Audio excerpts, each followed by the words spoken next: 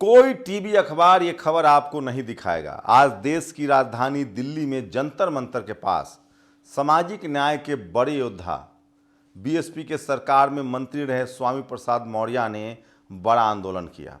UGC के मुद्दे पर बहुजन समाज के लोग जागरूक हैं और पहले चंद्रशेखर आज़ाद की एक बड़ी रैली हुई थी और उसके बाद आज देश की राजधानी दिल्ली में जंतर मंतर पर स्वामी प्रसाद मौर्य ने बड़ा प्रोटेस्ट किया।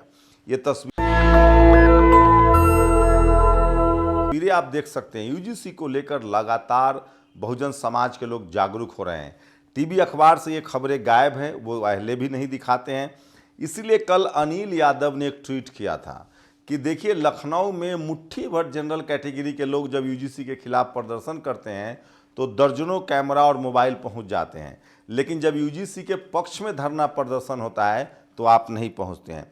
मैं हाल के दिनों में कुछ बातें बताऊं तो सबसे ज़्यादा हिंदी पट्टी में यूजीसी को लेकर विरोध प्रदर्शन चल रहे हैं कि यूजीसी को लागू किया जाए। लेकिन ये खबर टीवी अखबार से भले गायब है, लेकिन नेशनल दस्तक के सोशल मीडिया पर ये खबरें लगातार देख सकते हैं। आज की भी खबरें हमने लगातार इसको रिपोर्ट किया है, कवर किया है, तो मुद्दों की खबर हम लगातार दिखाते रहते हैं।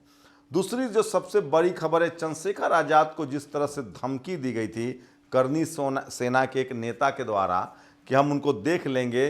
चंद्रशेखर आज़ाद ने बाराबंकी में वो रैली की, उसके बाद उनको करनी सेना से हटा दिया गया। ये अच्छी एक पहल है, ये शानदार कोशिश है, क्योंकि समाज में तनाव नहीं होना चाहिए। सबको संवैधानिक दायरे में रहकर राजनीति करने का हक है। लेकिन असली जो हंगामा मचा है वो संसद में भारत सरकार, मोदी सरकार को लगातार घेरा जा रहा है। संजय सिंह तो काफ़ी आग बबूला हैं। जिस तरह से ईरान को लेकर खबरें छन छन कर सामने आ रही है, जिस तरह से देश में गैस की किल्लत है, इससे साफ हो गया है कि कहीं ना कहीं स्ट्रेटजिकली रणनीति के तौर पर विदेश नीति में कहीं गड़बड़ी हुई। खैर, भारत सरकार की अब कोशिश है कि इसको सुधार लिया जाए। 2 बड़े तेल टैंकर जिसमें एलपीजी और तेल है वो भारत आए हैं, लेकिन ये ऊंट के मुंह में जीरा के समान है। भारत एक बड़ा देश है, दुनिया की सबसे बड़ी आबादी है। सांसद सवाल उठा रहे हैं। एक मुस्लिम समाज के सांसद ने तो संसद में यहाँ तक कह दिया कि जब मैं इजराइल की मजम्मत करता हूँ, जब मैं इजराइल के खिलाफ बोलता हूँ तो यहाँ लोगों को मिर्ची क्यों लगती है। ये बड़ा सवाल है।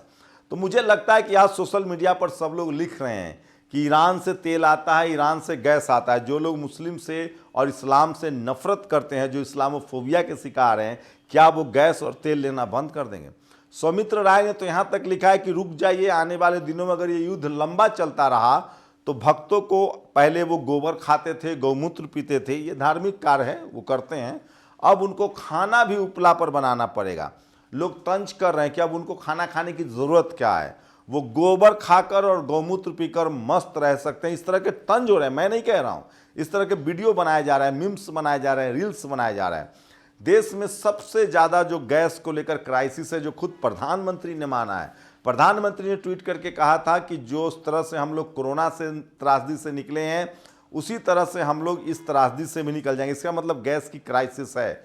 खुले बाजार में बहुत महंगा गैस मिल रहा है, लोग लाइनें लगे हैं, लेकिन मीम्स बनाने वालों की कमी नहीं है। लोग, प्रधानमंत्री ने एक बार अपने भाषण में कहा था कि नाला जो नाला होता है जिससे गंदा पानी निकलता है, उस नाले के पास जाइए, एक कोई बर्तन रख दीजिए, उसमें छेद कर दीजिए, उसमें एक पाइप डाल दीजिए, उस पाइप को आप चूल्हे में लगा लीजिए और वहाँ से आप चाय बना लीजिए।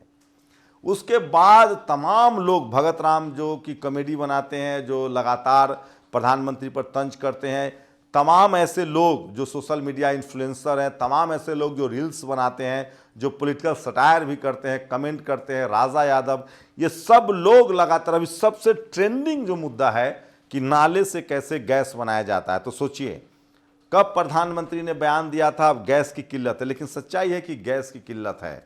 लोग जो उनके पास शहर में खासकर रह रहे हैं, जिनके पास कोई और दूसरा ऑप्शन नहीं, उनके पास गैस की किल्लत है। तस्वीरें सामने आ रही है। दिल्ली हाईकोर्ट में कहा गया कि वहां कैंटीन बंद है। अयोध्या मंदिर में कहा गया कि राम की रसोई बंद है। कई सारे बड़े होटल्स में देखा गया कि लोग खुद चूल्हा पर खाना बना रहे हैं। ये सारी तस्वीरें छन छन कर आई है, लेकिन उम्मीद लगाया जा रहा है कि अब जो बड़ा जहाज एक आया है, तो हो सकता है कि गैस की कुछ किल्लत कम हो, लेकिन ब्लैक मार्केटिंग में गैस की बिकने की बात भी सामने आ रही। तो ये भी बड़ी खबर है जो आपको टीवी अखबार नहीं दिखाएगा। टीवी अखबार अभी लगातार वॉर वॉर वॉर दिखा रहे हैं, उसमें भी कोशिश है कि इजराइल को बादशाह की तरफ पेश किया जाए। पिछली बार भी ऐसे ही हुआ था, जब इजराइल ने फिलिस्तीन पर हमला किया था, तब भी भारत के पत्रकारों ने, जो दुनिया भर में जाकर कवर करते हैं, हम लोग की तो हैसियत नहीं है, यूट्यूब चैनल चलाते हैं, हम तो सिर्फ आपको इनपुट देते हैं, जानकारी देते हैं, तब भी वो लोग इजराइल छोड़कर फिलिस्तीन नहीं गए थे। इस बार भी हमला ईरान और इजराइल और अमेरिका के बीच है, तो वो इजराइल में बैठकर रिपोर्टिंग कर रहे हैं, अभी भी वो ईरान नहीं जा रहे हैं। इसी बीच खबर ये भी आ रही है कि ईरान ने लगातार पत्रकारों को अपने यहाँ आने दिया, जो उस पर हमले हुए उसको दिखाया, चाहे स्कूल हो, अस्पताल हो। इजराइल अब तक खबर रोकने की कोशिश कर रहा था। तो भारत में भी खबर सेंसर्ड किया जाता है, इजराइल में भी खबर सेंसर्ड किया जाता है, लेकिन भारत की जो जरूरी खबरें हैं, गैस वाली जो खबरें हैं, वो सोशल मीडिया पर लगातार तैर रहा है। भारत सरकार की लगातार आलोचना हो रही है, ये बात तो तय है। वहीं यूजीसी को लेकर बहुजन समाज के लोगों में लगातार जागरूकता है, और मैं आपको बता दूं कि इस बार 14 अप्रैल पर बाबा साहब को लेकर देश भर में कार्यक्रम का आयोजन हो रहा है। तो बहुजन समाज के लोग जागरूक हो रहे हैं। पटना में बड़ा प्रोटेस्ट हो चुका है, 18 तारीख को फिर से पटना में बड़ा प्रोटेस्ट है। आज जंतर मंतर पर यूजीसी को लेकर बड़ा प्रोटेस्ट हुआ। वहीं इसी बीच भले युद्ध का समय है, त्रासदी है, पूरा सोशल मीडिया जो है युद्ध को दिखा रहा है, लेकिन इसी बीच जो छिटपुट खबरें हैं वो लगातार जारी, और संसद में खासकर सरकार को लगातार घेरा जा रहा है।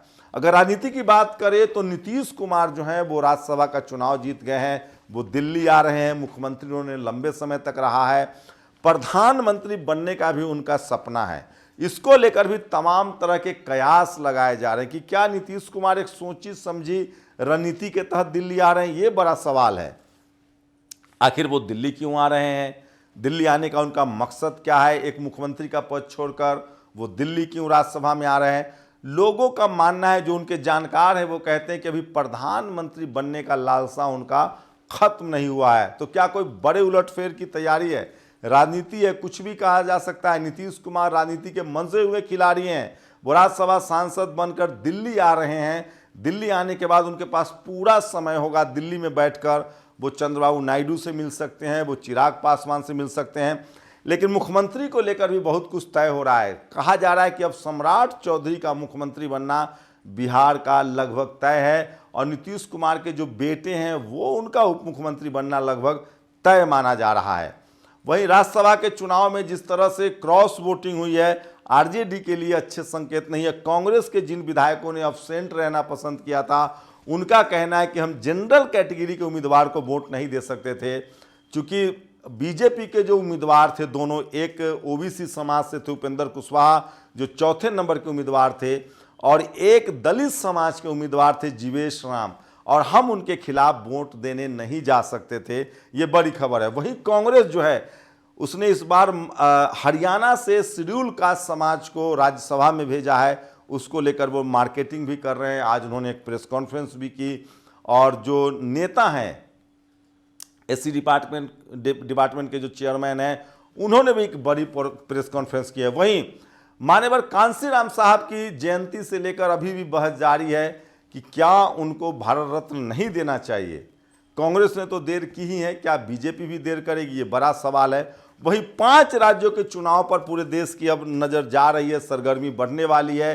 खासकर तमिलनाडु के चुनाव पर देश की नज़र रहेगी कि क्या स्टालिन, पहले वहाँ बीजेपी के लिए कुछ नहीं था, जयललिता और स्टालिन के बीच लगातार टक्कर चलता था, एआईडीएमके और डीएमके। हम लोग कोशिश करेंगे कि वहाँ से भी लगातार आपको रिपोर्ट दें, क्योंकि पेरियार की धरती है, ओबीसी की मजबूत राजनीति है तमिलनाडु में। तो तमिलनाडु में क्या होने वाला है उस पर ही बात करूँगा। वहाँ थलापति विजयन को कहा जा रहा है कि वो तुरुप का इक्का साबित हो सकते हैं, और बीजेपी चूंकि सीधे चुनाव में नहीं जाती है तो उनको आगे कर रही है। इस खबर में कितनी सच्चाई है ये भी पड़ताल करके हम लोग लगातार बताएंगे। अभी तो अधिसूचना जारी हुई है, चुनाव की जैसी सरगर्मी बढ़ेगी। बंगाल पर पूरे देश की नज़र है। ममता बनर्जी ने कहा है कि हम भवानीपुर से चुनाव लड़ेंगे। ममता बनर्जी ने बड़ा दावा किया है कि इस बार हम 2026 में 226 सीटें जीतेंगे। ये बड़ा दावा ममता बनर्जी ने कर दिया है। वहीं बीजेपी के नेताओं का कहना है कि इस बार हम बंगाल जीत लेंगे, लेकिन असम में बीजेपी की सरकार है और वहां कांग्रेस की मजबूत दावेदारी जो है वो मजबूत दिख रही है। अंतिम समय में अगर बहुत कुछ ना हो, गड़बड़ ना हो, टिकट बांटना उठना सब ठीक रहे, तो असम में मामला गड़बड़ाता दिख रहा है और बीजेपी का पलड़ा कमजोर होता दिख रहा है, कांग्रेस वहां हावी होती हुई दिख रही है। केरल में लेफ्ट और कांग्रेस में ही मुकाबला होगा। तो देखिए, लोकतंत्र है, लोकतंत्र की चक्की महीन पिसती है। ये वो खबरें हैं जो आपको लगातार जानते रहना चाहिए। मेरी कोशिश होती है कि खासकर वो तबका, दलित, पिछड़े, किसान, आदिवासी, अल्पसंख्यक समाज की खबरें आप तक पहुंचाई जाए, कहीं वो खबर छूट न जाए। शुक्रिया। नेशनल दस्तक की आपसे गुजारिश है कि अगर इसको बचाना चाहते हैं तो नेशनल दस्तक को सब्सक्राइब करने के लिए रेड कलर के सब्सक्राइब बटन को दबाएं, फिर बेल आइकन की घंटी दबाएं। नेशनल दस्तक को बचाने के लिए बहुत जरूरी है कि हर खबर को शेयर करें, लाइक करें, कमेंट जरूर करें।